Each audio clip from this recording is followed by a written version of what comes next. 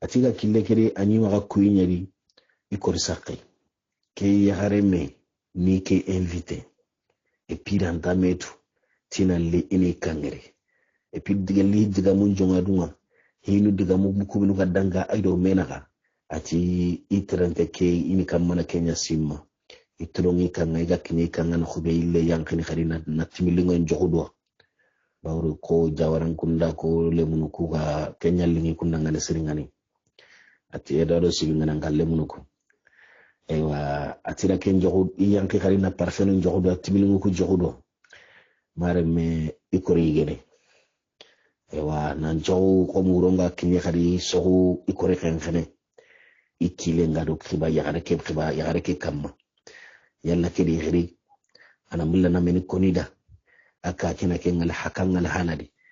yugon khara konada ngani nanti ahaba bunu kengani bitim kumeke badro din al bustani ke et puis nanti imman kallem men nyane kha ani khilli meniya me meni khibare na maka konida bo ar kunya simmeuna me ati to kunu nyi ma fajr nyi lenga kerne aywa igiri aywa salle ndange palle ile kankane khari anjira mullo ndi duwa dakka bana njira munyo gono lo ndi duwa na timilingu lo duwa na nyile du hutandini timilinge nga khadi ara timilinge jimma njohu duwa na nyile du hutandini timilinge nga timilingu kubenu angana siga kama abatunga tokora nyira munga et puis ampeto ke mega abat ka kene ke watokora ampete ke akem palle khadi na nyile timilingu lono duwa ana horo torun karanunga ana horo shinkengure aywa ana horo ihetem kutenga ira muku na nyille horo no ankitin kanne ke kitin degere ke khanne nga aywa na horo no ngani na bane ka kanne nta ko ken na khwani tenkisime maremu atibu idaga sagambangenga ay bugunte ke ira tankere men kalle kange ira kemutu na kello meswara le megodi kelli ijibandi ati bugi kandi inyagalinte itolongo saganga kempalle utundano kugana no kubenu ko soro ku utu sarati gumukuwa aywa igeri ira konida nantina mulla indaga kedingira hulane igatina mulla indaga kedingira hulane raga khuto iti dangani in bismillah ega gema kebati bismillah wanonto mareme atari wutu jo qort tellement ke kilenga kamma siringani jo bodi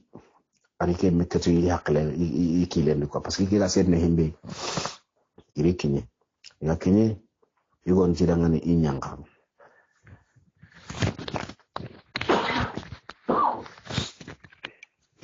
raga khuto yugon jidangani inyanga yega yanka ikigo kedangani ewa andigi yu chunchi ma holla kembangenya awai go ke halle igo ke wakane ni jarni kinye kanga iga kinye kanga ichi gondanga eske kelitaga maka ewa anari gemiaire ata wakati kedaga kawarni gemia atigere kenko igondanga kembateri ida men khalle takande kine men khalle takandi na hatandi ida kenkine men khalle agemme 4,025 kunga hatinu men khallu bedu genyedi 4,025 bawri ganni ngalle hananu ko benu genyedi men khalle ke khiman ni kenye 4,025 yoga hoga sage ibme duran kallen duran deberni men kallu ku yogonunya hori bogiya idan sasa sorompo gabe maga men kalle ana 4 gramu no nagati kenya sabu dangani hara jakka mpo en khunga ganninga ko jakka ke wakati ngenyedi men kalle ke be genyedi aga khimi atuina ntikenne 4,25 mais sasa khaddo kuni 4 gram moy idan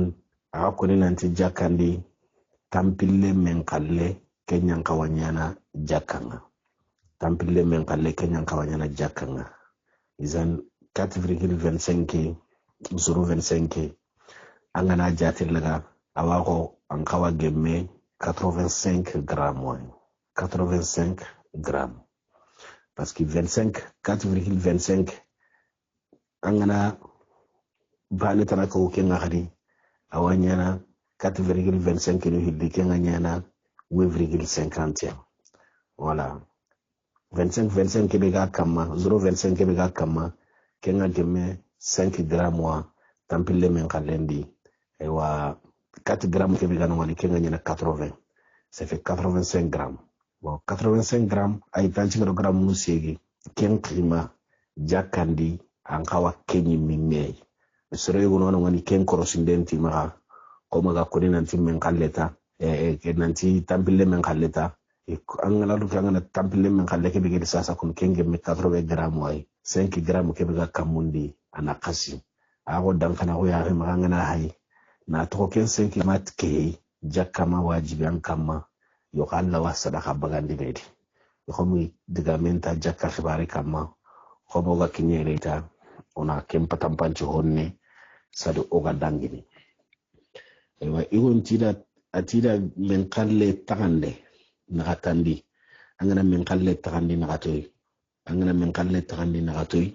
na bana utudi iraki kusa kenkini iguke nyagali siri ke ku kama nugol nyalle ma wonjirenni igon nyagali atada ngani sikka sunteri aketu wakati kebe nyini isikire yo atada ngani mi gamundi kinga gatia atikempa lego kedaga ikira holla khen konko atigere holla khen konko ya no hilli bugu nalli holla khake munyi ya no kuga angini ngari gamu ya nyani ba kitabu gumenna ma kutu gabe ko igemu yen kamma kempa lati ya no ko hilli tidangani iti tam bismillah ewa ikhannu maranda nanga kengani iman keke ngareke tawadu ko kane ato ahunna leri ha nanti wuri mu manchu ama khenke ada khibare nyani me ya hannu kura kenko ado yugo ke khibare tado yugo ke khibare nyana me akore khenkene ati kembre nga idu iro igaro irini holla khoku nyeru ana holla khu nyeri ana no ngakatanga kine ya reke me kana khobe sayda nanga naro anga terne couloir yugo no gondi ay wasalo gor manu ngano annar dangi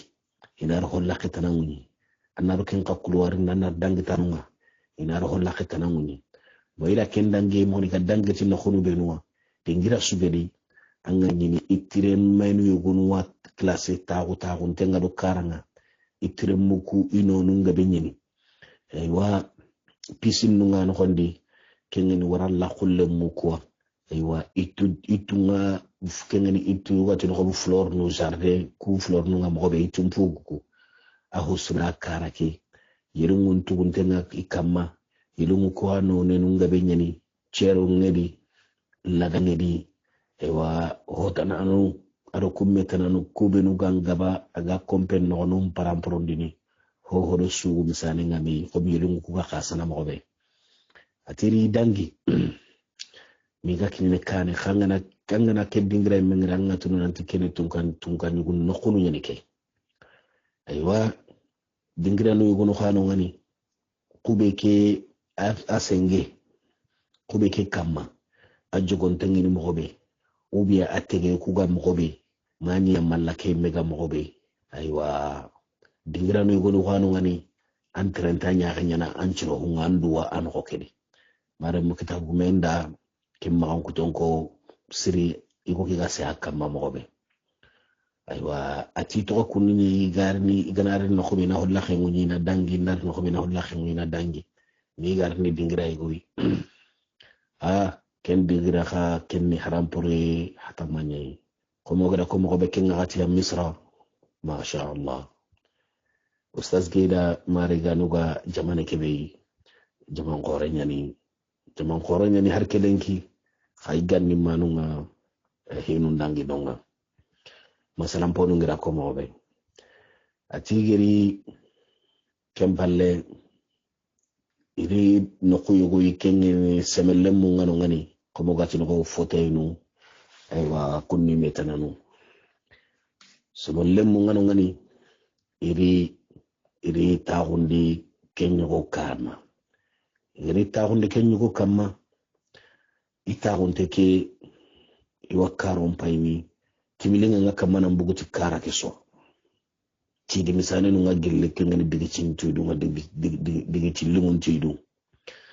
atiga sedme himbe yare gwa janka makatiya fonnan kaye tunka nyagarunga kuhune keberun iga tunka nyagari tunka nyagarin kuhuna ma keberunu yagaru ku imenga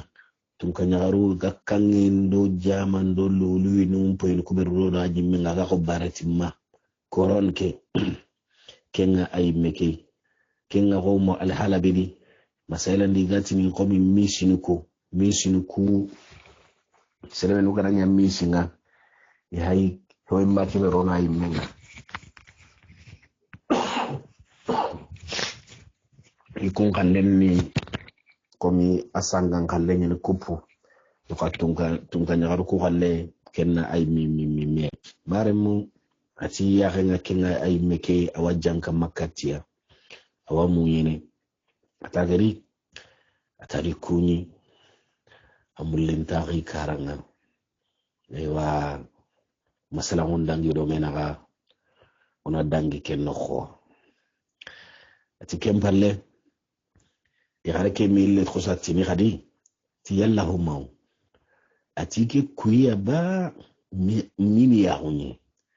eske sobe ni mimiani ba yugo ke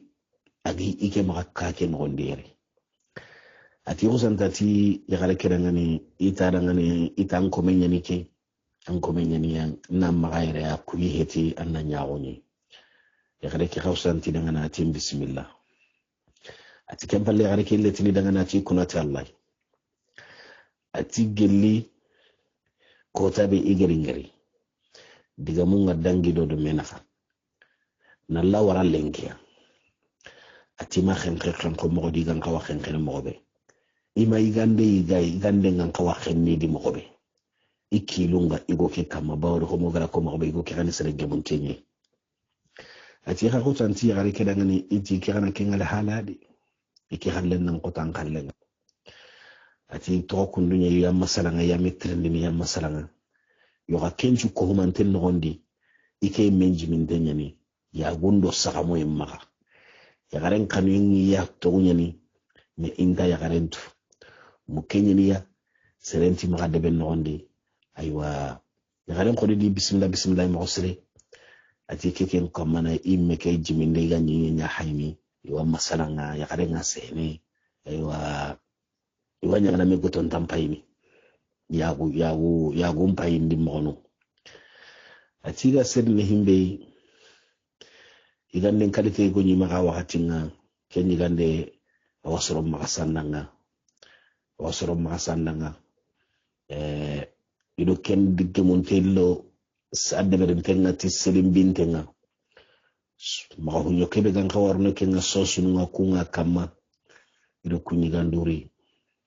ida ta hundi do menaka ya ketim bismillah ida kitunyanki aywa na nyanga ken kama imonaki ati ka kisuko mantendi haya guntanyi yana anta hanana naga na khobe mukunta hunga basurtu kunjero gana nyi gandor no mo mene gudi bo anyi ke nyi genke ine kundunya nita kana nyi ga kebe ga igande kolle ken gondi ambane gana to hesene masailan diga gana nyi khaga igene quran nyai kuranga na to kutimi ube lambanya nya gana hanken ko sagri lambankara ga robitendi ignaiti na ke lamba kumu igande ke lunge ma mam gontu anga hako no awabaranga ankoran nondi yo ka malegere mukunta wonyani iwaka mana nyige mukunyige mogondi arenga kutuna warni jondi awatini nyige ma ya guini mekanyedi mareme ati duguta igenga ita jillit kenga no gatino ko tasalle aywa annan kitte nyanki aywa jinjo kan kitte nganga kamanan kitte nyanki bawri anke nan kitte nyanki jinno gondi arwani ni megay go anke kitte nga saketo gana igen jopana ke gari kitte nyanki soron tabana soron choro inchono e mogonun tabana soron korosundi mogonun tabana isone en kamma ande an kitte nyanki an kitte ke mege ke began kitte ke kem para to chikeri ke gari kitte nyanki akem para kitte nyanki jimerente hanaki ari kem megen ngaro na ken kitte nga aken yille kallen kakape gadi etc ana kununyi awo hona kita kenya kitte nan qura wa kumbenu garne halle kakitu megen denyani illa maganani ho hanan kitten kulle nyani kasu kitten kulle nyani khari yankin tin nan duta pre khari na laro ken no ni ken ni kenye yo hay kunku nyanya na mo be igene ikutu nyankeni jingari ni ambane ganani andan kitelle me jamanya khagara hi muhilli baga e wa jinyan jokni katan kitten nan kitten nyanki ke bane khari kitu nyanki ke bane khari kitu nyanki e wa makiti nyanki nganyemi atiri kitu nyanki ndugu tempalle iriti susan di honga iriki tenchusa kempalle riti milingi nga khadi iriki tenjo bi jikenji timilingi no gonde khadi aywa nanyili kitenchusa na kempalle timilingo gumo kubinuga kipene timilingo kibarenga irina le timilingo mpusia timilingo be giya khadi nanyilo hotal lampusini ati kempalle itaru ido masalangi ngamei ido minnen kawame mawuronga khasuno ewa ide khanu nanti wadagana imelia nanti ntokono ngani ewa anyaga lingi ke meda intokono ngani ka iti wadagana imadunge iti ana duroto an tokoy magayre masala katu wakati kere aywa ati khadunge ido masalangi ngamei ido masalangi ngamei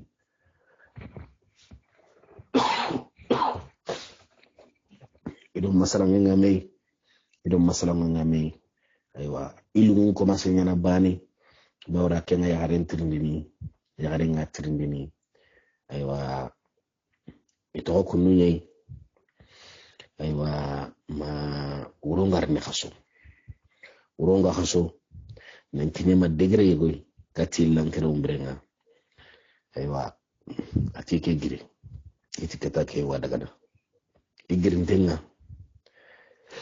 mesora kebe gani maka tankerege men kalle ga ken nondi ati ko santa mesora ke sedi adare mure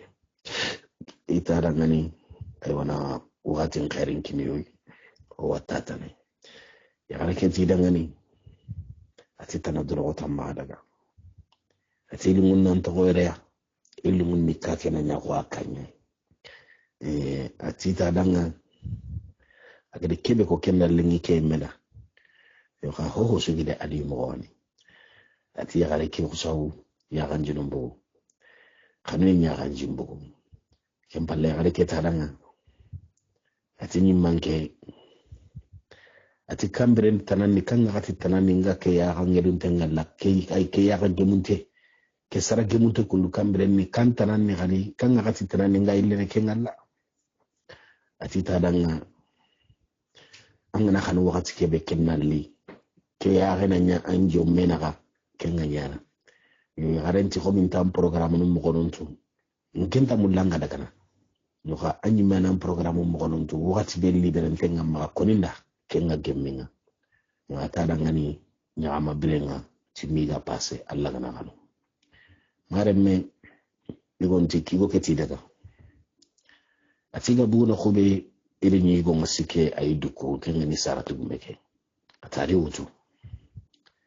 ari daga mi imme gupu kigana khube ada yang kanino kenni nyakalinte nyakali empatama nyakali maka khadi ile dinare tagande men tagande ida kenkini saratu gumeke men kan le tagande ir kenkini saratu gumeke aywa sartu gumendi nuari ita danga itiketi nuari ille tina danga ne kadi iti kiyenga na khenu anari dugore yugon ta danga ni ati basi suntedi kiyenga na khenne awini ni kedingra kunwa aywa ati ito kunu nyi ma honno nga corona siri kempalle so banyige igri ido sakan nogondi kon ko makete kemaga iga daga na ira mu kubenu ga digital commerce no kuma aywa tambo ngiri na igri pour que ndagi tambo iga daga tambundi ina khalsi do no kita khadi ay sir gabeli tambo ntuwa ma har samani me bawli ada yoke ngabe nyanya gere ati ko santa jere go hobi danga jaga binte jere mu mana ro furundi iri ken kobo na igandi lungu kubenu tankale gemmu kudi me tananu aywa atida hogabe utukun khadi kempalle ida liki utana go khiri na mo on kona danga na kan khawda gana tay dingrabe ado musobe geni ida kem muso wakini nan tan dagati at kempalle ke daga di hajunga aywa kienga khinu birambe ken ni kinyi kan ngaydi mo on chiro khadi atimilinga ke jogudwa na iran chiro tan nurundi na nyille tankrege men khalle wutodi agar tahana ke khalle nyam gobe ara khanya kunnuwa igonda wutu idaga igonda yang khandi galla kenga akenyi mero igon muso ngeni muso be ara kenkini igonga ati garono idinyi ada koro henu kubenu gangelen kano ko mu masala no gatini jere limer no bujinu benu ga jere limer no bagandini wa khure mbagandini koro no ku gangelen kangelon kani ga sangana couleur timili manu ku bawri buji go no ngani e ko gatlo ko benu sondoli wa kumini me couleur man noni manu yani aho dumbu manu ngedi aho bula manu ngedi yo kum bujinu ni romantisme no bujinu yani kunga ay serebenu igana ya muda igana sere horon kiri makenga he isa ilungun tanchero menye gana yido milungun tanchero naka kunchondo limenu na kunkumunu kenye bauranga ni sondo leke wa kumini ay gono ho dumbima ay gono ne sokki khayjimma ay gono ho purimanu ka akumunte ke kadi aga kamana couleur kebe ga ho ngure timilinga nyana kenga kwa an ho addo dram manyani ho kamana itmen chankri na to imbeke ga kam sondo leke ga kamana kumi agana khaje ana kamana timilinga ke abagandi atirini ara kunyo gonu gemundi golli ngana kuro ko gemunda dangani imma salalla ke saloke no gondi aywa igeri no khube ida gemi mo kosire na igo no honu bagani gira kube no khubo daga na katia jiremu mallo fur no gon ko mo katini ke bedanga dibi aywa aro min honu idi bagandi idi yige na mini na masala kadi ati to ko kullu nyai masala ngunga humunu daga ngabe dangi do menaka yo fona dango kun daga moy gono ati to ko kullu nyai aywa mai daga wakati ngati ni kadi ken ni jinta yo ne jigine no gondi aywa konkon ko salti ke utuno ngani parce que tampe ku bito men monsieur marenke aywa ikhenke mi ga serni doa ita ngani illo illem bakerne ke warni daga ya kare ke tada ngani tana duro ko tamma daga an to khoyre inta mulla ya hunga gidla kamma atiti ya kare ke ngani kenna lingi ke meda yo kha ho sugedi adi mo nyane maame atiga bakari tankrege ke men khalle aywa ida kini kare ke ida sirkati kare ke ngure ma daga halle so gana khalsu ku waranu hakasu agara daga ya kare ke wa hoye kun Allah kwa ya kare ke gana nyiri awa wuta walla awatu nante anda baranonga igo ngubugu arani saratu gumenga adukuno ngani kali saratu gumenyi la wuto adi ada daga na kali ya kare enta daga na kali sina ngalla kambire ata daga na kali kigari re wakati kebe warne ke ngati taranga kali ya tigo daga chunchi kandi kempalle idaga watu ngati ne sagandi daga sagandi idaga kharina daga itirem mun kobo itirem mu kubenu geni masalan po itirem mun nga itirem mu kubenu da mun tengana ni awa masangul ngondini aywa ado igandin qualité tananu ado mina hon qualité tananu ida kunyo gon kobo idu warakate khadi aywa iga bakka khadi ille tankrege men khalle wuto khadi ati ida daga aywa ito kununyi awa daga na lini hakka so daga na arukan ngabe nyan daga na daga hokini na andai bakka na to kono mare ma ci to kununyi jaga ikeri iri na burenchu ira supirti parta ima ya garenye hila yukemia nantitime toile mago kamare me atike ma hakle kitai ke ga serne himbe janka goden takima gode nya to ni gode koporo takima tamballe mu yugo no khanu ngani honta kumma ga tambon to kana bawri marsen koto e gonu maga gonu meille le ga ni gibiana daga jabundi no khotanai ka kisu ko mante ikeke ni mehibe ga ni kitore koporo antakima makenga he tankanya ni tankanga kemme ni maka ati leseme kembateri iti nokodi itikeni setane gollenya ni ke halso gore kundigi ke maka setane lanina li sangatia tungunya ni yagarin cire na lingi besura ego nyagani yugo nga yagarin cire na linganda magana ni jangiro kana nyaganga har jangiro ke ganga awali ngonanda ka hinu yugo no alinyana aganka bana saketi angana ni hoga antanga ankenye yagogai sereso amulla yagarin cire na nyamma yo ati kendi mo sudi angana yo ho de berne anna de berte haqilillah hunyi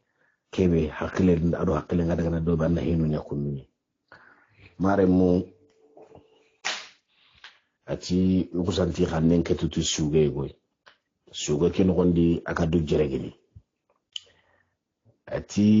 iwa kengal haladi irbugu igri daga debin nogondi ati daga debin nogondi kengini sakambangenga inte tiga hibe deberni kenni ko ta hana kebe ga yanka wakati dakka banan kanu kubenu nyinonga kanu hillego nyinonga dakka banan kai gatin ko pale ati kumpili naga ikusanta daga bugoti kumpili naga ati do kentrende ga mei iri kinyi holla khegoi igadangi kempo la khe iri ni jamanga bengano jamanga bengina holla khe ken gondi e wa nyonto nde iro nyonto nde nyana me me nyonto no katis dingira igwai kengeri aywa ile seme iti no gari kegani meni jamai nyaga kundi ga me nyonto no wa kuralle mun kawana wana ko mogati no kundanga ni kom sorasuno ado police kun hagga be ngado ngido soro kuna ga yiwa me nyonto no kuwa kusaga ni kuwa kunyana kuwa tini wadangini turu ngani atiger kengeri tay ka kusantari na lo jama ken gondi aywa isuru nyonto ndengami yo ki hakalen ko do wadi inta to hibe gani de ka pour que soro wa me nyonto kati blakha kebe iran ki nyono hibe ka kempalle inara to hibe ganu atiro ken nyonto ndengami ike kitten kusantagararo sorrasio go jibandi ikitten dangi nandagaro sorrasio go jibandi nani ima uta hanne maka Allah wasiratu jiranti me Allah watunanti ima uta hanne maka way kemme so ontenga itamundo hillo bawru kumpeta jihibe ga hitanji ku kembe tanji kwa yatiro nyonto ndeke ame ikitten dagaro igon jibandi sorrasio go jibandi ati kitten dagaro sorrasio go ke jibandi ikitten kusantaraga keti kalisin botonga komu gannin koku kunga katinwa ni kalisin lo no botole munyala gi maka hoyin no ne me kalisin ku kuma gra ko mobe kange kenya nyino ado kalsugulle kange ke khalleni dinar kalsugulle ke khallena tikena dirham ati kitten kusantaraga ro porsigo ke jiban e soras ke jiban ikitten ngaro jiba ke no ni ikitten kusaraga keti kange ke ikitten ga keti kamboto ke aussi ikiteke to jibani parce que ikitenda ka kito hoisa sa kundir to antike hoy boy rosa ikiteke to jibani nanti wa mote na lava hibe geni kwa ikiteke ka kiti hibe iri ni kange mboto khalis mboto ni igar ni khalis mboto ni e wa koporo anta ke maka ikeni banna ni ka honta rima inde tiga hoktana na khobe khay iyo kunun ka suga daga yo ati iblis ari kita yo santa kemul na hayo kembuto kemul lambu ko ke jibandi ko ke ma sere parce que nyon don no nyere ata ga bugi ko ke jibandi ke ni sora shiko ke jiba ken kusano iko ke daga ko ho te gana jibandi ando trende ngana ime kempo wote gana bugo amuta nga santini anga tuma anga sobinedi ati ko kusanta sobina nti ibo to ke gi jiba no ndi tanta ke jiba haka bugi jibandi sasa kemba tedi ko kusanta halla khere katike ike kan kerni ko nga diktek ati ko nga halla khere katiya no khobe igon kusanta gumallemu benu gi maga akusanta ili patike nga imende nan qariya ikusanta kanu nyende iga kanu nyende no khobe jaman kusantari ikomi qariya ke no ndi jaman kusantari goma paniya igo ke sin asin karabe sore gonura kellaga sore gonura igon cin karabe laga kusanta ti gondanga ti pourquoi ko kamene ganci aka kelenne kundu kata kundu est ce que ya gay megana kenger kunanta tunanti ken mu kenyeba tanta ko hinne ne keiba aka ke kata kundu ke sere gemunte kundu ke gal hala be est ce que an takke an ni megana ke to an tunanti ken sero garal lembe ni est ce que ken nan ko ke kata kundu ba ati soro est ce que ko santa khari kama nanti ke goni heyana ni agela ke ti heyana ni ta soron kore katike ille iri jonko e katike ati kemba teri ko sa graba sugille soro ku kuna kamananti kele mine kundu ke ambane ga al hala bedi nanti kene heyana ni ay kellantar no sere medi ke kundu ga mo be nanti ke hayni ay soro gunu khawatini kama ko de yo ngiti tarihi ya gemu yedo hotananta he soro gunu har ho gana ina hayni parce que heye ne jukunye soro gunu no ngani anga nyinu wujine yijibande wa wujine ke ga kan nyini kiendi arawa ko nyani ma ganati nyiga bakke da arawa ko nyana na nyama nyime kay ganan gendan keme kengere mare man keme ke anda warra buruta da dangi parce que ajukunye ne de anya soro gunu no ngani kumpe yenni ma jukunye e kunta heyni nanti li ganin kinya heyina ay anya gunu kundanga ko jukunye imma so ndengerta ube maga hese kembala nyana ko megando megancha nchegarana na megando meganchegarana nyi mare mati yogono to ko yiwa ken kono yogono titiketi hane garanga na kengaranga tiketi hane yogono atini sere kanta tini sere daga kuno nan tarampe jaman ke jama sudere ko ataki bana ndi he yo kama gal jato to kana tingere ko kude yo ha ati sere benu gati ke hiti hane kenya lo jinan da kubinu gati heyana nyinga ay kubinu ga daga do soraske karanga kun jaman gaba kubinu ga daga do soraske karanga kunya jaman gabenni nan titi heyana nyani aywa atiro ken diga ne amino khobeta sorondi hutu iri hutu kubinu gati heyana heti yakundi hutu parce que nyamulla imbugu jamake di pour que ini denge quoi ini denge nani homa nyangia yoka ati ara kutungana tungkangana kebera kutu nanti kennanya sababu kega kiliti karaswa anga golleke sababu nga deberre atanga senne himbe janka dirnda hunde nyikati gouverneur nya non gouverneur marandana be ga kenno khwa dirnda hunde nyikati kenya rakhenga ata ay mo santa bugu parce que kenni yus ma heye ke xibare nga hey ike khibare na soro mungundu do kenga jamam pankan politique ike kara ke keda ay wayro kempo inde game ay wa gouverneur ke americain ni marandana ke ay wa agaro no khobeta adani jamanga koreni ke jamang korinten na nyorinten ike soras ke hawati karabaninga ay wa marana ke gouverneur ke khosantati meni khibare na ka kumagaire soras ke khusantati atin kunati allah mu'minun ni manke ambe ga mu'minun ni manka woni ren kunati allah atan nan cike yugo ya amane kunu hayde ati kenin biana nyarin beya ati bawringe tarin pey atin ke khalsin boto nyinji bandi ngara lingo do natu portomane atin khalsin lo ho nyimbo nyinji bandi khalsin boto khalsi ke tampille men kallani aroni oga jama kedi yere kundo oga me nyontondo kay akusanta du nyagami jamandi ken nogodi nimpe agari kenko marana ke kusanta tikengen gouverneur ke ati sorras kedangani ateske seda wangaba hibega ko ni nante andampe sorras geti ayi sorras ke ayi ati seda antia ati seda gantia ati gouverneur ke kusanta ati kuralle mun ko tundangani ati da yugo kiraka ina hay na khomna jiba num pay am ayu kunum pay kelli hoga no gondi hoga makita no gondi soras kena tunanti da hoko kan takawade parce que nyanta dampe o fino hoga mangira ma ken kotonade ati di fie ni jiba num jaga marame ati ni kalsumboto ni ma ijiba no gondi gar kalsumboto ni ma ijiba no gondi ida kini marana ke de trinende beri atantan khalle ke menena no nati tampille men khalle ida nguni ida ni tampille men khalle ni ko kiri khalsunu ko kange I khalsunu ko mo be ida ni khang kana ke mo gode marana ke usabutu mayni bani khan cikki surtout ke gal hala ke beri angar ni du bonon di do ho do heye mbatte nam be wonde khalle butuna khube akhariya atinaraga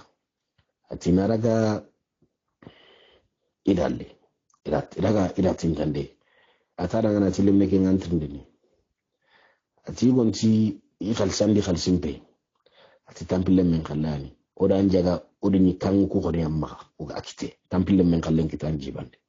men ken kaga le hala kibedi heye dien tanga wa hayana haytanga kuma na khalsin kan yaramma oni kenya na kamo ati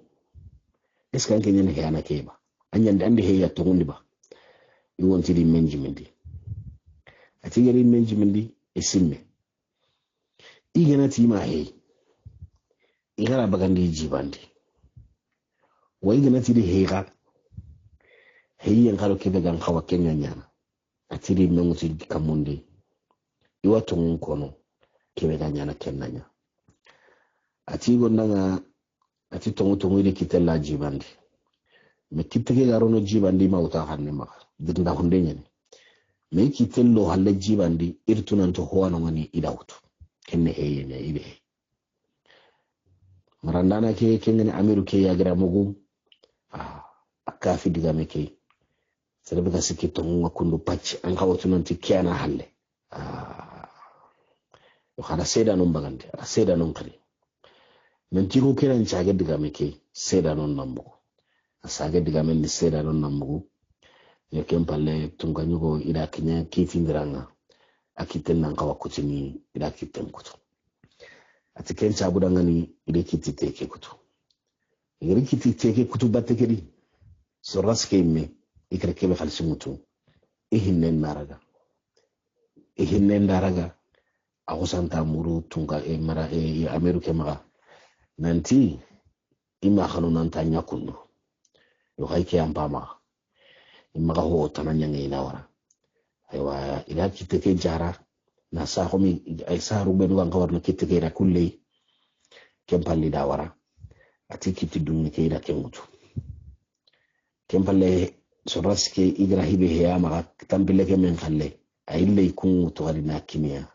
nanti arawani ni hiyanda kita agra kede beri kempalle heyana he harangir mo gondi awatu nanti heyana he yoha kuma to akunga ni magana nanti komi de bakke kedi hatini na kitten kutwa ameni kiyene kedi ka haramare me anga wakati kibedan na kemba yatu kempalle to akun tandangani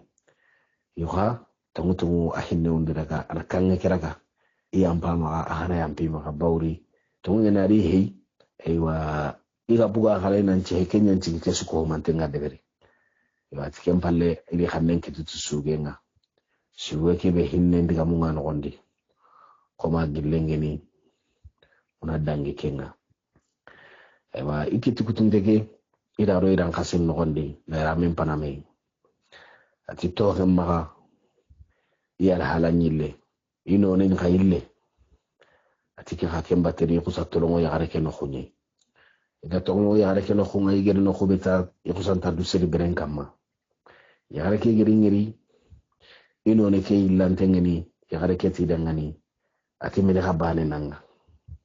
dello na metu madum nangere ke al halade minin dan kita sellanga ma anno ne nga ille ne kundo ngamurna ma ta Allah ya kunda nchondo membay boone bawri ngi jimelli rentenyani madum nangere ke al halade nga al halake bedi aga go toge gore nga serebe kama honya nganga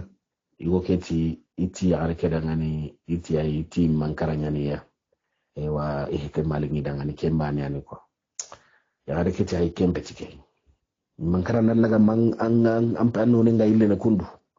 anga go serebe ga kote ga nya serebe wakati late no gondi atamma sokoni ngana ati duro koto xanwe ke be gona ga anna ko ni ngani bawrin chondo mempa bo ni lanta mu ni ngal la ki al halati ati gran nan tawo na nyi mengutu kebe ga nyanna ko ninda gella ga na nyugo an kawa hibe de berni dome hiken gondi ona kende ber dome ngani xamma ga muhinga akoninda ntambulanga ngalla kundu ya harake ya hanjinu wakamana mbugo atiti ya harake dangani ngara bigamiki ma hakamani chokola parce que mi yaro tore ngame ati ya harake to wase sehene iken tahara jabini mawro ngarniro ido igande lomini honundli aywa dulengiya ha ima dunye gene parce que igara igetino genga awatini manantenga ma ga iganta mulaga tunwa ati tadanga yi igande atunti akwa parce que lengi ge burunga ni Kenya ni gande tutia et puis ke wakati kundu aido ke wakati kundu ge mademi ati yare ke to wawi ne tindi ni hibe ga nyangiya anyalla dangan ko ninda mani bandan kita serenta magaire ke to munye men ke dangira me to arusa sana ko nyamira ngani sumpalle mu asenga alla danga o tanara dangino oro mina ga hibe ga hitike so anyi mera ko serenta magaire kan kenan jaranyi kebe ga nyanganga ako laga soluso be murne talla idenga mingerin chakonde beri anta mulanga ke anga ke ala hala kumini et puis ngiji mekeli yentengini anganda tungumba ngandinda ati ya gareke ake kono aya kanjinga bakaro wiyengami yoga itaranga amma horti warna kona dangani yoga tani minindi ya gareke da minindi ya gareke minindi atoko kunu nyayi minindi ni honno ina titana hotana kimia ewa angana to minni mo godi wakati no wa mandandini ati minne ken gondi mi garni mande ewa idiri khubna ndiri dara kwa idiri dara iya anjimbugu sugutai go kanwani ati li khanen katata ken sugutai ati yare ke gari ngari ya anjinga buku ibaka yare ke khusanta kharina luke sigella la na taga mangir ke haladi sakati na nyile una kenke ma hi gore ha gadi beri yugo kei kwa wandere mengiri karanalli serenta ma gaire hona kitama ano ne nga illi ne kundu magarni tinyina nguy go hore nga wudi ngraswa ken kotowa ahinno ndi gada kiraga ya gada ke khusanta luke akri ya yugo ke ngraga uta akhusanta luke ataga luke atidangani meni banen cigi iga wunuka anna to andin jonne men bindinga de ntetunga kibe bani su de berni mini ka bal ngiri yo kenki anga minni kada nyille minni tanno gen khayga ati ko santa tada ngani amma kella ga harbani te humune go ambugi kitenga kenya to renniya kenya ciga miniti inoge ki e pi kenya ni wonde ga kwa an ino ren khayla ati ya reketi dangani meti humune nyaga kitenga kenko anna bagandi na bona butu nke mirawa butu nu bano hera kutuna butu ndano krina rina butu idi wara ibugu domenga yo kempalle akelli aro lemine kemeri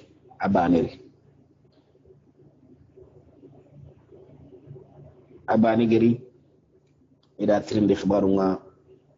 abuti khibaru mo nga wa kono na koni dangani hikibe ga deberi wa sugen nyandi wuti gira golle ke deberi animisi yo ka khibare ke madum na khibare ke way mo hoy godi madum na khibare ke way mo hoy godi aro khona ya gare ke isoro hillo sugedi vraiment enyi memul lasri ngani inta ihi gabian wani nan inta nyana ne halle yo ka kenni akem da fasaranta gonde beren dangi ewa ken cabura ngana arkhona ki bagandi idaga gollen de beri kibe kan takhawa de berni ata wakkan no wandi no nga ado wiye nyana me anda khibar ke mo on ko ndangani agari awunu ka igra tirndi nanti awgira nyagare kena minne akhona kena minne amadu nga sikki kenga ada koyata nanti da bugu e kempalle jamandi kundira sankume ira murumo mo ko rangalla awunu yo kasare ngira tirndi ada mo on ko sare keda ngani hike ganya mo be nanti kanda keri wa saren kara koni da ngani gundondi yo awahinna kem mo di ado wuye ngami ada koy minanti inta wuye ngalla mi gankara bawri da golle de bere golle kebe ganta kawa nimisi atille manga to diga me kebe ko to nyani ado lemme ke gara diga mo ko mo be isura mengere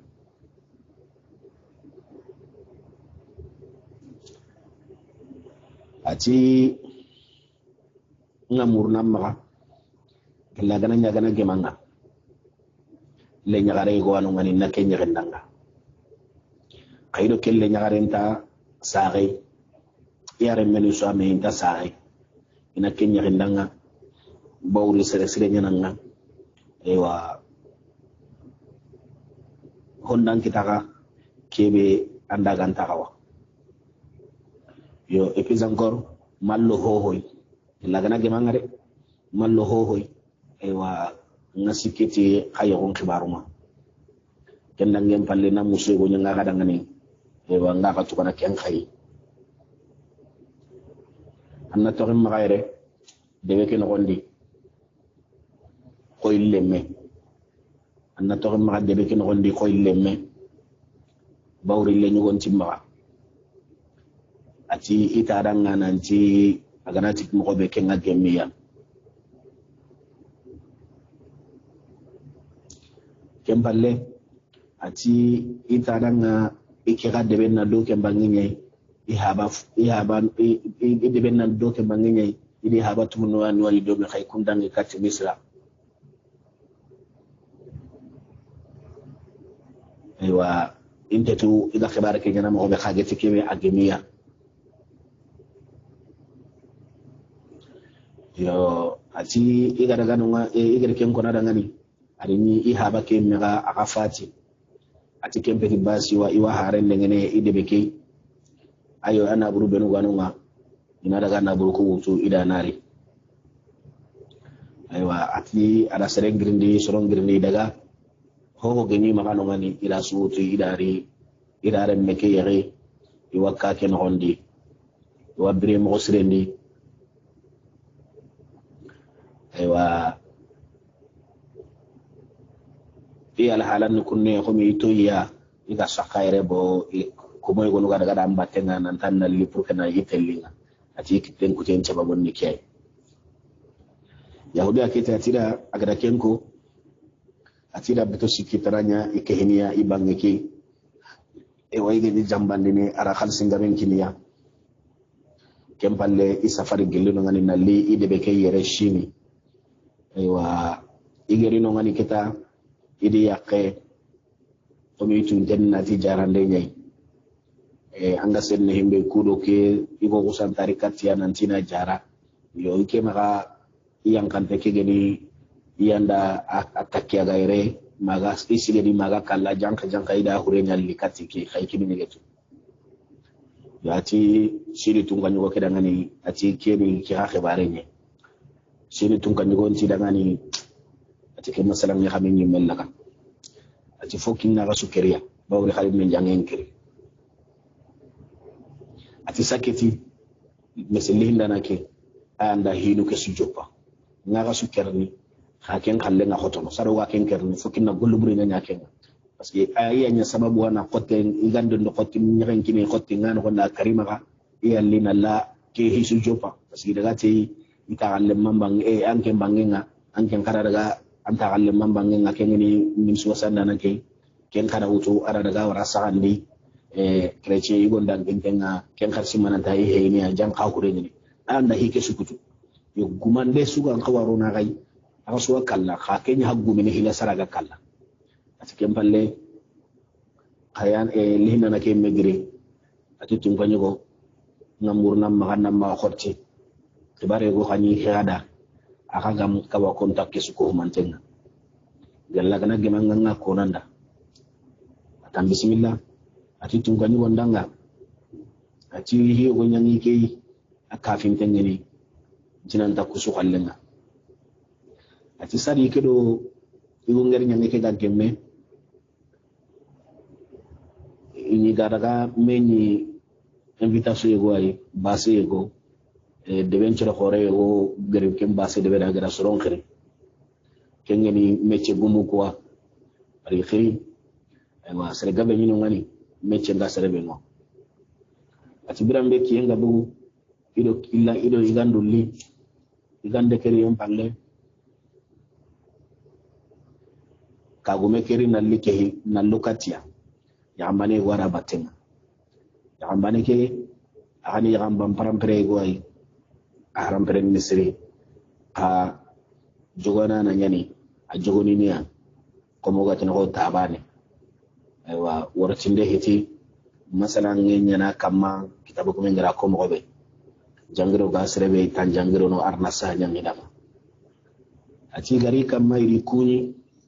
kuncu garaba su gelli aywa kuni ndenda ngem balle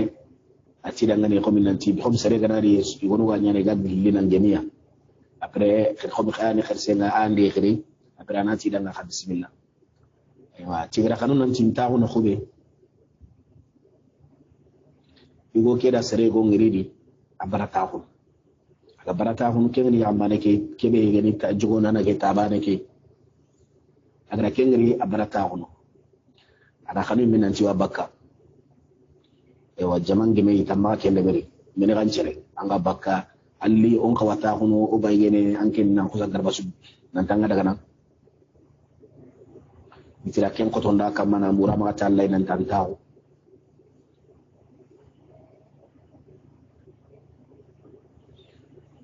kemballe kagume ke taranga timenen cere aga bakka ari invitation ga karas o cega kala ati abakka menen cere ata dangani ati igering igenyamulla imbu to ngonya ne de invitation kiyai yo ka igenyamulla imbu asababu ngene kebe ati kego be hata hono kundu ara igo ke ko jamake ati bakken sababu ni kiyai igara ken diga memu ikafi itara ngane kan sababu hanci gi anga bakka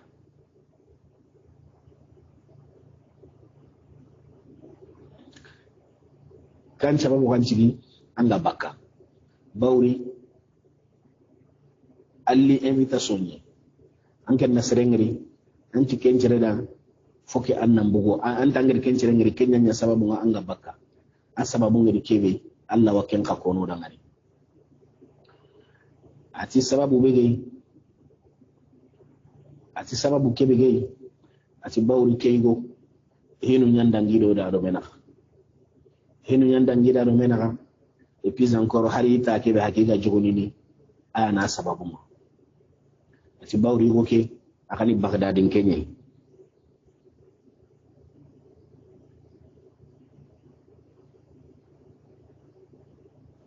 ali bagdadin kenye ati bawri keigo igini debe kei bagdadi nonga anya sababu nga itanga hose bayita kega hose ikuna nantina ni to biranga hon nondi kenyi goga ta ho dingira soa inta ta ho kene aga sigi dingira soa inta siki ken dingira hara ta ho dinga debe bele inta ta ho ken debe atira bagdadi me wala do a sababu nga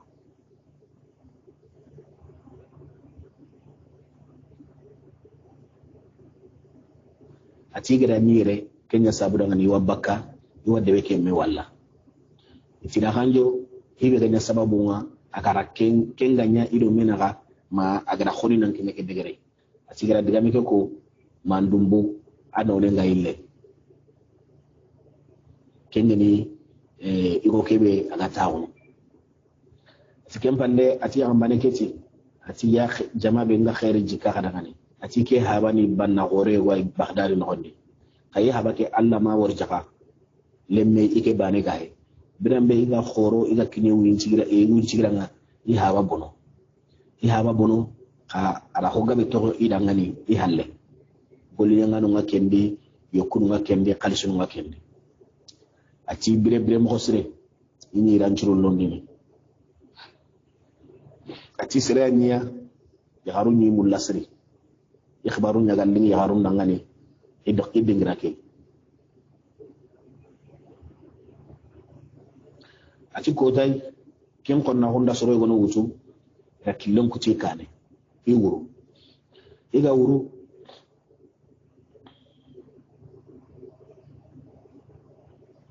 iri dingira go ngiri iri ga mogono ngani ati gara ga ko ken dingira iga sen himbe ya hare go geri ta ko men ya hare ke ma ko tu sire igo ke titi gelina sare ima do ya hare ke so men ngiri ati di tendi no gen cho hay ko mi wasare ngalay masare ngari ati iga ken nondi igirna ya hare ke na anti wa jeketu na crossi sran kalite be gani ya hare ke asankia ada sankia wa antini imbenyanda ibutellaga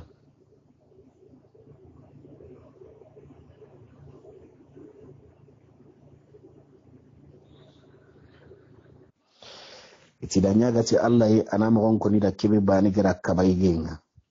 atidanga ati aure hetinanti barai gene sababu nyani da battenga yo tukunku woni lungon na nyiger yo bo ataka girin kanjo ngai gene hakei gande kundu be hakei nkin pakei gande igana fokin nin kitunyankai sadinga igande njopana tanateta ninin kitunyankai tanateta naige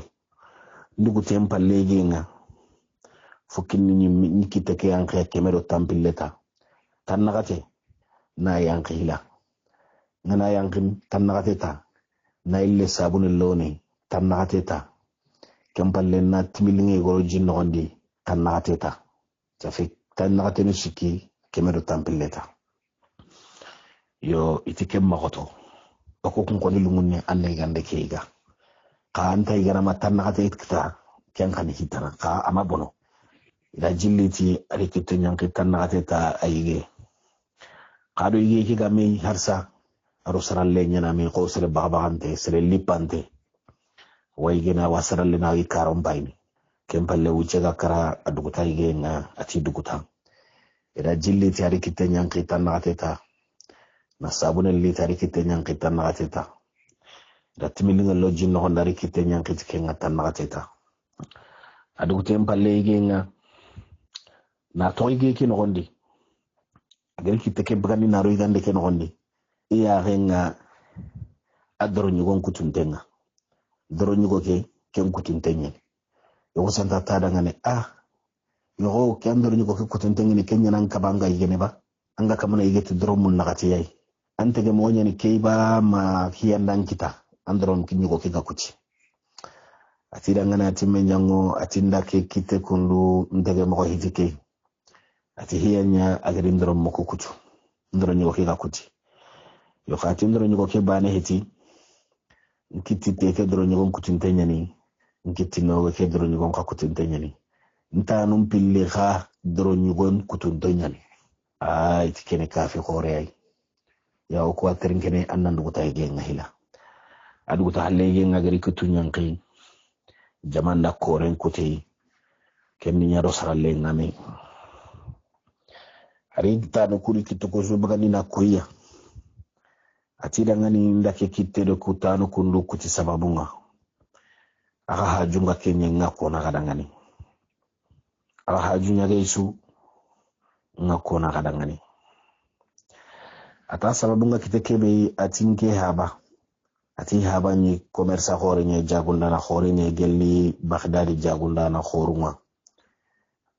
kenni ni Harun Rashid anya kenki nyedi i haba ke sange nya kallingi haba dangani sange be kallingaranga nyagandingiranu ko anta hamana kunga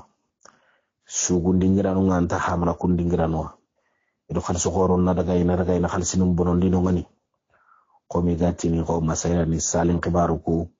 arubuati dige ko ku menu yokunga atinunga anga yini sugano ngano dingiranu ko non ngi gamenyi no sugano ngarni gartin sugi kamma ido mandande ngame ewa ati haba kinyi awadolo minni kengeno khonchinga akunte fafeu anyi haka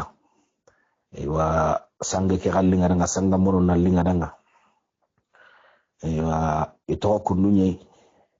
juwe nkwaru nukuwa na juwe komi sasa kuloga tinoko cherse nukudo poker nukudu imenu pari yenduku anyi kunchu ko mantende berni yo ati mawuce garni kara ihaba ganka wakati ke bebrana duna kedi reke nga atikini akara aga kara atida ahurun kibarun deberi aywa nasunnun tahu wuce ga dangi bitigunu benu ga nyama gaida bitigunu cross den deberi bawri kenni ke watugun nankara faida ni bitigunu nga yokken nyana mantidi yokken tidi yokke be gasre ya garal ngono wayri ni kaydu benu ga makanu ngone sehndi hodu benu ga makanu ngakadi igedi hay iri ni tambo ngabengi atida hera kutira kaytunu kutu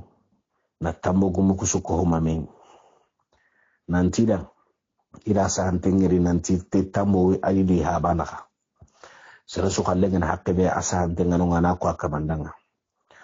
atida ngani ihabake afati ata hama hotoko kebe tambo no laga tuwenedi yo gare menyani ke adiba kenyani ke e wallahi dum wutida Allah gana wido saatu kadi yo khaya murni maka in cebere honne ni dugundi Allah gana hanu mi gariti khalsike ko khalsike warne ati commerçant ko tada ngai ti babasin te do wantarin kana ati ko ye hillan ninga tinin kinye anga senni himbe yiri sheto hobe kam mayro kenci to baran nani goli ngana e go wada battenga kenga de mana khibaru ma ado komo hille komo yugo hille ati gari birambe gari ngari khalsin khibare ni meke mirwa ille mungunu de kenga gari ya hinga taxay ban khalsin khibare ngay munguru kenga khadi ati to simmene amasala lungu koy ati kempalle ya harketi dangani tina liti khenchende ho ngamije komi ga kangu ko khenchena tikebe ma khalsu kulle ke khenchena tikebe tina litia ina khencha khallem pakeng ni kebe awjunu ku karagi ngode kenna kini iga kebe jidi nda khama ina ken ka jidi nda kama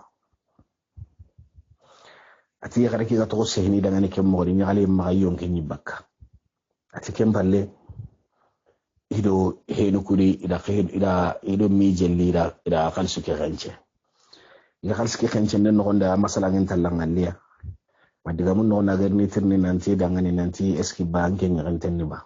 kom ya gare am magaba ati ta dangani inda ya garetu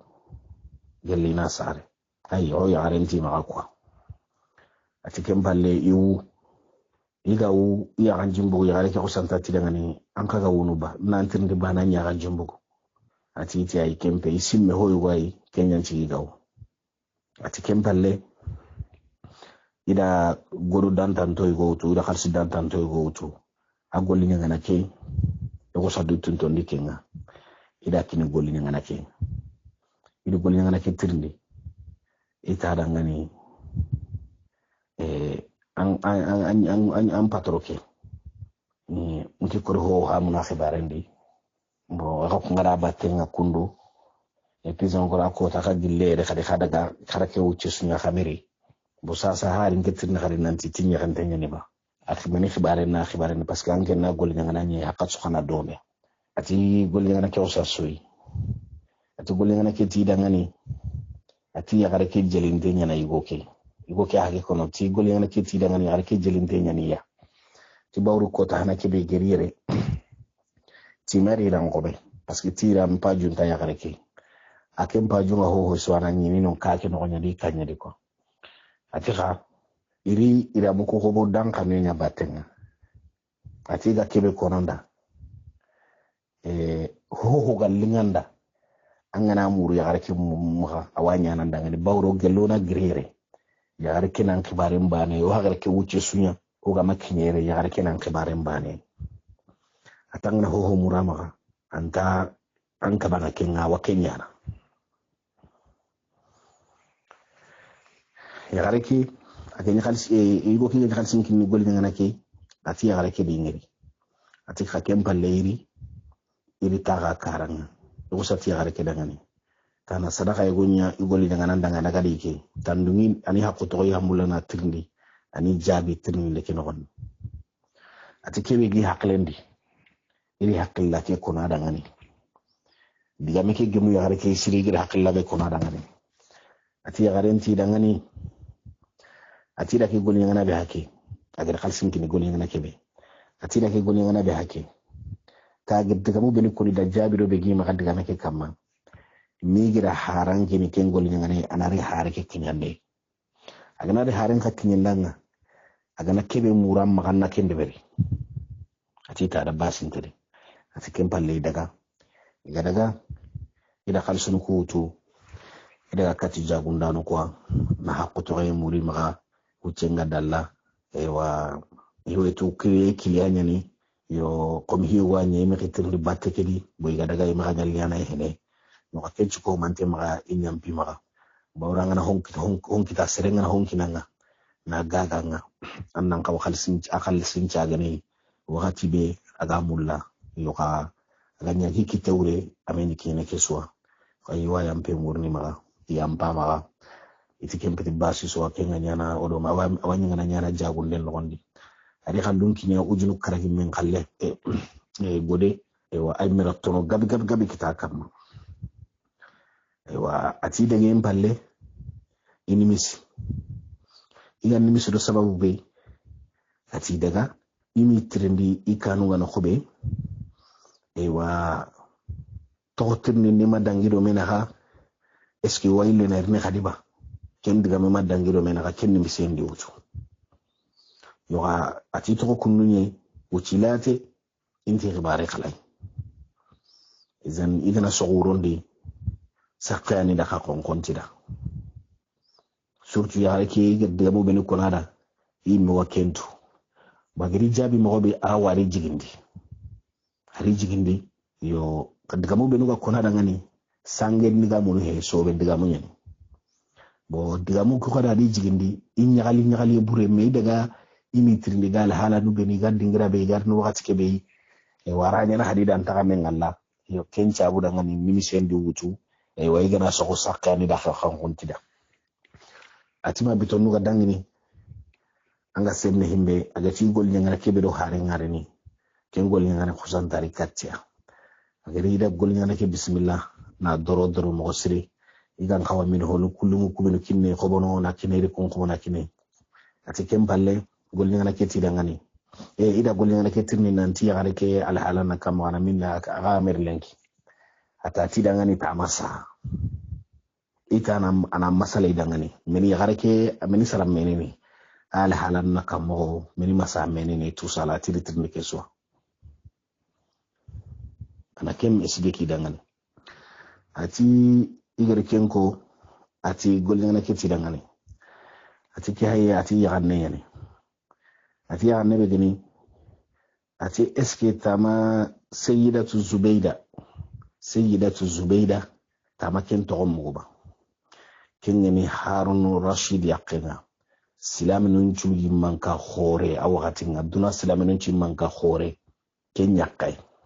kenyani sayyidatu zubayda aywa dina ke khibarundi gara duro ko gabe de dina ke khibarundi akenyi mega histoire nundi o ma khisa nundi kenda da gol gabe de dina ken gondi ken sayyidatu zubayda atawaitu bahar rashid yaqin atira to nyamu ko khayintetu ati yanne kenyi gelle aya garu yogono ay garu ku bino garu tunga garu mbatenga imman kanya garu mbatenga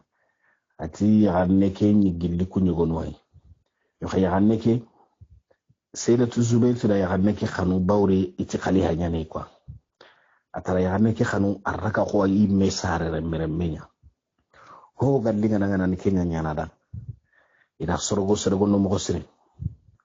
yo amen bakka sellan yo ga ken kotani agara mura makanan tandungi dangani imbugu indaga yala sahandi nandagi tambugu medina hayno ngal hal indagi tambugu medi quoi parce que Hamad bakka gelli tuguna ko mbere ati Sayyidatu Zubayda dungada nan tandaga yo kharugul ni ngano ado ken gol ni ngana daga do me do ko moy gonu yo xamma dalla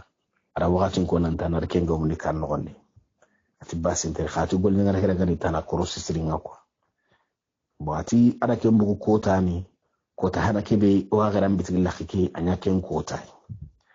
ba ga bugu o ga kinyino ngani nkeda ko naranga nan to ma mullin nyang kha lo hende soro na ma tu quoi parce que soro ngana tu bo waya hungo bondine tu sala yo kenyani ay mega crossing de beri agaran kengiri an kanu nyalla sondo menga parce que o daga hallara daga men ko no daga ne quoi yo kem palla menga ga buna lira ngobe mo ko maga fata gari wutu keta obligé fo karo khalsin naldi yo kenyan tigaro khalsin ko gari kem palla menga ga buira ngobe an kanu nyen tigagari ra mo ko go e para daga gabe ko an khibarundi bawra dige imballe ada ko Sayyidatu Zubaida danga nanti iga bugu lenki da igo ngiri ya xamane nyani ya xamane ke atalingi da kasi ko tabe giri da muko bo iler na khalisun tuka kadara tinde gella ya ayi gintengina ti gonte he atara mo ko Sayyidatu Zubaida danga nanti da igo ngiri ya xamane ke ro ya xamane ke ya garanta maga mi har ya gare gana maga kembeti basiya ya lingi ke kan ko ni daga ni kelli gana dunye ni ya ande kenye koy ati gere agara ken ko golli ngana ke haka mara ke ko yugo kirangani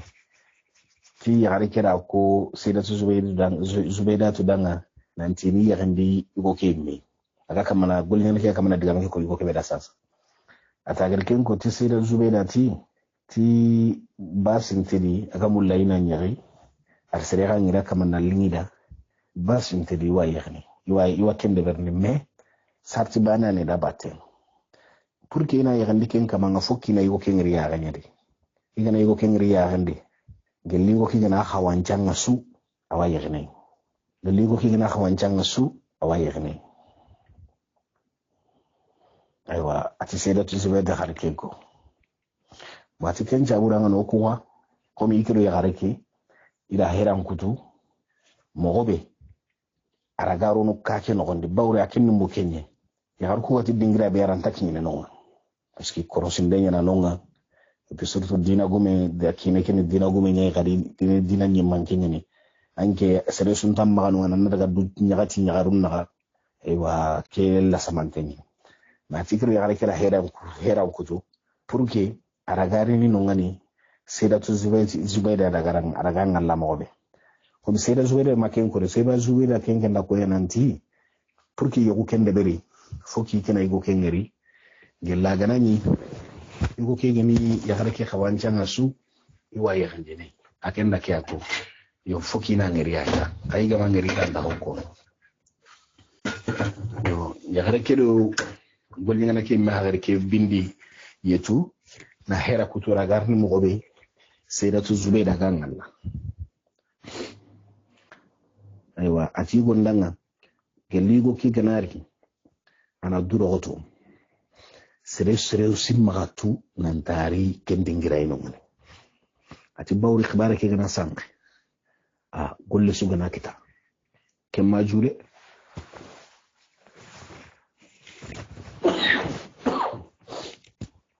atara ngani kammo golle atani mente toa sere gantaro no sorobenu kamma yugo kunnun tarno sorobenu kamma anke ngana daga roken kamma e kura gumo khani gaiso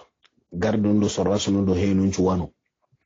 igana daga kendi golle be ganan kita kendi kentan junu ati nyale mai kusantati ichiyobo aywa ati ti gonda ngati daga iko keti dangane nanti ai goli ngana keti dangane ati ai ati seberi ati kundu he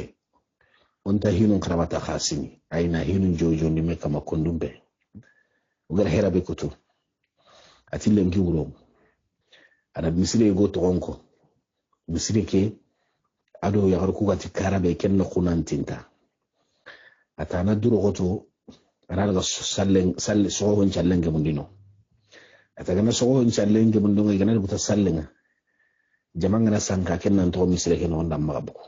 mabu kebe gan kawanyana kenganya ati basi tari ati khorti akenda kam misire ndi gelli hene ada wakati dallante nyano masallo watu ngadangi soho ngadangi ato misire kedi aywa makanana ati kanana ngakinyi ati da sedni himbe ili gollinya ngano hillingari gollinya ngano hilliri wandi dinkay go yima wande ke aduro nyen ido wande kiri misire ke karanga ikunyi men daga comme dingira go misire ke karanga idari no ikunyi men daga aywa serebane nyino nga kento ko halle kenni golni ngana kebe giri hara ki konada nanti ya harake kundu kubanu ga daga birambe après kello ati kengaro birambe uchega kara ya harake me ko santari kengni ya harake be gamulla ani ya kisasa ati kenni meri aywa alikatia aywa ikinye dingira igoi masala iri hakalla nun koyime ati kempalle ila koya nanti naro wande ken gondi indaro wande ken gondi aywa golni ngono ko warni kadi wa wande ke wutu ira na daga aywa ati tibasintede ati ilo wande ken gondi da wande nchoko ati ke nga serne himbe ila donyi khalifan kan gondi ken haruna sidin kan islam ko suy manke akan gondi ati ga wande ke munyinya ina nonye idi wara kompe gwadi tingira gwadi ilo yuku gabe di katia ida no kokebe yuku gabe ili di katinonga ati ida tumbari ya garum ka gabe ngani kunchi nusuro gamuntenyi ko di gollunga me bo yare ke imme sayyidatu zubayda ida hangri aka garini ida ganyira aka garini mais tellement que magagno tinyokungay comme tellement que yamba nyokunga ya gareke kangu kudo lulu kudo henu kudo nugay ati tellement que gebenge har trendenyi aga khota maka ati birambe geri ewa etiken daga katte ko idaga adi ngiri ata geri ngiri ida kunyi tu kunyi ni mosre ata kore katia nanti nantawo itawo bon akenke maga kurus ngade bere kuma garo mo ba kenke maga ta arime ama ken duran tunanti grari tilli mo ke beri ko aga taw ati ya gare ke toy awitrini sela tu zubeda ka itrini ya la halanga anken to minnan kenanga anchara non na minnai anna kandina kama ewa eskiran karamunten ni ba ewa ando me khana me ewa al mengri mo kamo ewa to tirindi atagiri tirindi hoy idi jabi mogodi agan khawa jabi ni mogobe ati vraiment ijabi do koy gemu yagaraki